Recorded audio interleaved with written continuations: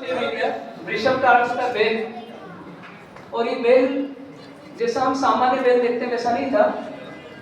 इस बैल का रंग बिल्कुल सफेद था और साथ में ऐसा कहते हैं कि 10 दिशाओं को दैदीप्यमान कर रहा था।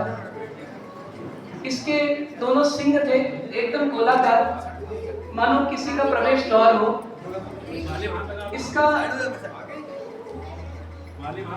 इसके दांत एकदम चमकीले थे और मानो कह रहे हैं कि हमेशा अच्छे वचन बोलो, सुंदर वचन बोलो, रत्नों की तरह वचन बोलो।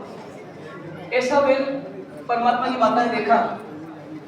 बैल की सबसे बड़ी विशेषता होती है कि बैल हमेशा आलस से छोड़ करके मेहनत पे विश्वास रखता है, और जो व्यक्ति मेहनत करता है उसको सफलता जरूर मिलती है।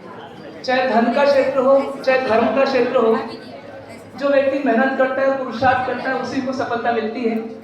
परमात्मा ने इतना पुरुषार्थ किया कि अपनी आत्मा को तारा, हमको भी तिरने के लिए उन्होंने इतनी देशना दी, इतने विहार किए, इतने लोगों को प्रतिबोध दिया। कैसा उनका पुरुषार्थ होगा कि आज तक ये धर्म इस धरती पर अभी विद्यमान है।